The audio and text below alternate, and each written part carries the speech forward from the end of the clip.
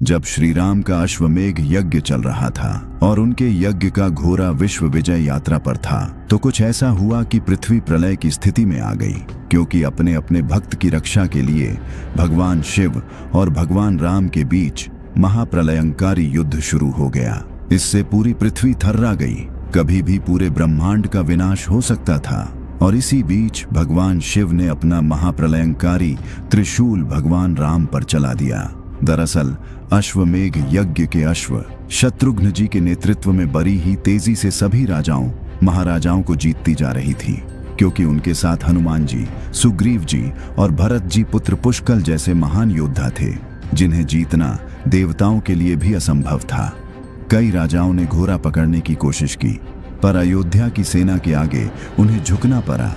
तभी यज्ञ का घोड़ा देवपुर नामक राज्य में पहुंचा, जहां राजा वीरमणि का धर्मनिष्ठ शासन था। वीरमणि श्री राम के मित्र तो थे ही, पर वे महादेव के भी अनन्य भक्त थे। इसी कारण भगवान शिव ने उन्हें उनकी राज्य की रक्षा करने का वरदान दिया था।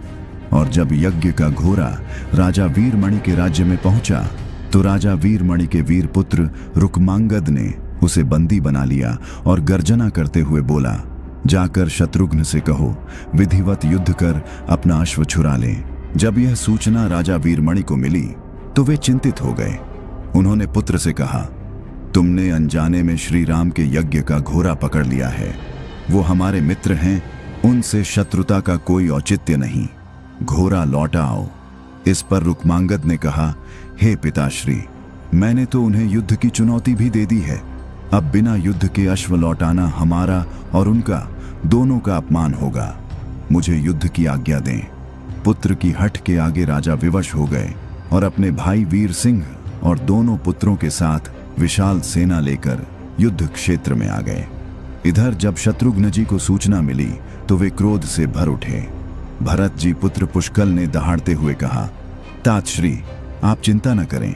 आपके आशीर्वाद और श्री राम के प्रताप से मैं आज ही इन सभी योद्धाओं को मारकर अश्व को मुक्त कराता हूं। तभी पवन सुत हनुमान ने कहा, यह नगरी भगवान शिव द्वारा रक्षित है। इस पर आक्रमण करना स्वयं ब्रह्मा के लिए भी कठिन है। उचित यही होगा कि पहले हम बातचीत से राजा को समझाएं। लेकिन शत्रुघ्न जी बोले, हमारे रहते अगर श्री राम को युद्ध भूमि में आना पड़ा तो यह हमारे लिए अत्यंत लज्जा की बात है। अब युद्ध तो करना ही पड़ेगा। भयानक युद्ध छिड़ गया। भरत जी के पुत्र पुष्कल सीधा जाकर राजा वीरमणि से भिड़ गए। हनुमान जी राजा के भाई महापराक्रमी वीर सिंह से युद्ध करने लगे। दोनों अतुलनीय वीरों में घमासान हुआ। अंत में पुष्कल ने 8 नाराज बाणों से ऐसा वार किया जिससे राजा वीरमणि मूर्छित होकर अपने रथ पर गिर पड़े। उधर हनुमान जी ने एक विशाल पैर से वीर सिंह पर प्रहार किया और वह रक्तवमन करते हुए मूर्छित हो गए। शत्रुघ्न जी ने भी राजा के दोनों पुत्रों को नागपाश में बांध लिया। अपनी विजय देख अयोध्या की सेना सिंहनाद करने लगी। लेकिन जैसे ही राजा वीरमणि की मूर्छा टूटी और उन्होंने अपनी सेना को हार के कगार पर देखा, उन्होंने अपने आराध्य महादेव का स्मरण किया और फिर युद्ध भूमि में वो हुआ जिसके बारे में अयोध्या की सेना ने कभी सोचा भी नहीं था। महादेव ने अपने भक्त की पुकार सुन ली। उन्होंने वीरभद्र के नेतृत्व में नंदी, भृंगी सहित सारे गणों को युद्ध क्षेत्र में भेज दिया। महाकाल के अनुचर उनकी जय जयकार करते हुए प्रलय की तरह अयोध्या की सेना पर टूट पड़े।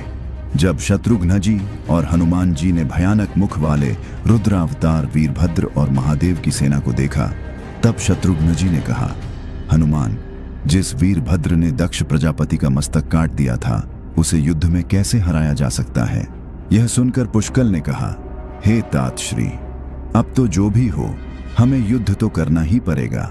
यह कहते हुए पुष्कल वीरभद्र से, हनुमान जी नंदी से और शत्रुघ्न जी भृंगी से जा भिड़े। पुष्कल ने अपने सारे दिव्यास्त्र वीरभद्र पर चला दिए, पर वीरभद्र ने बात ही बात में उन्हें काट दिया। उन्होंने पुष्कल को चेतावनी दी, हे बालक, तुम्हारी आयु अभी मृत्यु को प्राप्त होने की नहीं है, युद्ध क्षेत्र से हट जाओ। लेकिन पुष्कल ने एक शक्ति से वीरभद्र पर प्रहार कर दिया। तब वीरभद्र ने क्रोध से थर्राते हुए एक ही त्रिशूल से पुष्कल का मस्तक काट लिया और भयानक सिंहनाद किया। उधर भृंगी ने भगवान शिव के दिए पाश में शत्रुघ्न जी को बांध लिया। हनुमान जी अपनी पूरी शक्ति से नंदी से लड़ रहे थे, पर अंत में नंदी ने शिवास्त्र का प्रयोग कर हनुमान को भी पराभूत कर दिया। अयोध्या की सेना हार चुकी थी, पुष्कल वीर गति को प्राप्त हो चुके थे, और तब अपने भक्तों की करुण पुकार सुनकर युद्ध भूमि में उतरे स्वयं मर्यादा पुरुषोत्तम श्री राम। श्री राम लक्ष्मण जी और भरत जी के साथ तत्काल वहां आ गए। अपने प्रभु को आया देख सभी को विश्वास हो गया कि अब हमारी विजय निश्चित है। श्री राम ने सबसे पहले शत्रुघ्न जी और हनुमान जी को मुक्त कराया, लेकिन जब उन्होंने भरत पुत्र पुष्कल को मृत देखा तो वे अत्यंत ही क्रोधित हो उठे और वीरभद्र से कहा, तुमने जिस प्रकार पुष्कल का वध किया है उसी प्रकार अब अपने जीवन का भी अंत समझो। ऐसा कहते हुए श्री राम ने शिवगणों पर धावा बोल दिया। जल्द ही उन्हें पता चल गया कि इन पर साधारण अस्त्र बेकार हैं। तब उन्होंने महर्षि विश्वामित्र द्वारा दिए दिव्यास्त्रों से वीरभद्र और नंदी सहित सारी सेना को विदीर्ण कर दिया। जब शिवगण श्री राम के प्रताप के आगे टिक न सके तब उन्होंने एक स्वर में अपने स्वामी भगवान शिव का आह्वान किया और फिर युद्ध क्षेत्र में प्रकट हुए स्वयं भगवान शिव। उनके तेज से श्री राम की सारी सेना मूर्छित हो गई। जब श्री राम ने देखा कि स्वयं भगवान शिव रण क्षेत्र में आए हैं तो उन्होंने शस्त्र त्याग कर उन्हें दंडवत प्रणाम किया और स्तुति करते हुए कहा, हे ब्रह्मांड के स्वामी, आपके ही प्रताप से मैंने रावण का वध किया। यह यज्ञ भी आपकी ही इच्छा से हो रहा है, कृपा कर इस युद्ध का अंत करें। इस पर भगवान शिव बोले, हे राम, आप स्वयं विष्णु हैं, पर मैं अपने भक्त वीरमणि को दिए वचन से बंधा हूं, अतः आप संकोच छोड़कर युद्ध करो।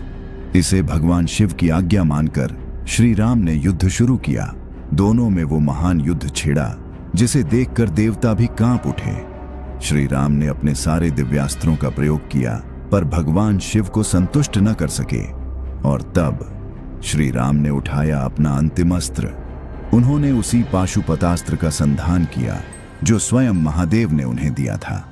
उन्होंने कहा, हे प्रभु, आपने ही वरदान दिया था कि इस अस्त्र से कोई पराजित हुए बिना नहीं रह सकता। आपकी ही आज्ञा और आपकी ही इच्छा से मैं इसका प्रयोग आप पर ही करता हूं। यह कहते ही श्री राम ने वो दिव्यास्त्र भगवान शिव पर चला दिया। वो अस्त्र सीधा भगवान शिव के हृदय में समा गया और वे इस युद्ध से पराजित नहीं बल्कि परम संतुष्ट हो गए। उन्होंने प्रसन्न होकर श्री राम से वरदान मांगने को कहा। इस पर श्री राम ने कहा, हे भगवान, इस युद्ध में वीर गति को प्राप्त हुए भ्राता भरत के पुत्र पुष्कल समेत दोनों ओर के सभी योद्धाओं को जीवन दान दीजिए। महादेव ने मुस्कुराते हुए तथास्तु कहा और सभी को जीवित कर दिया। राजा वीरमणि ने यज्ञ का घोड़ा श्री राम को लौटा दिया और स्वयं भी शत्रुघ्न जी के साथ ही अश्वमेघ यज्ञ देखने अयोध्या चल दिए। और ये वीडियो जिसमें पहले तो कुंभकर्ण धोखे से हनुमान जी को हरा देता है, फिर क्यों हनुमान जी के बदलते रूप को देख कुंभकर्ण डर कर भागने लगता है, स्क्रीन पर दिख रहे वीडियो पर अभी क्लिक करें।